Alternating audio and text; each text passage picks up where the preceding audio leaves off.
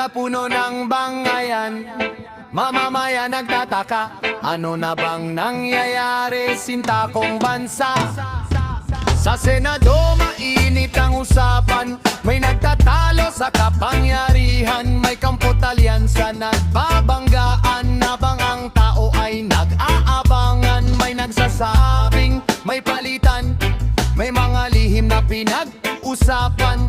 Sa gitna ng gulo at tensyon, Pilipinas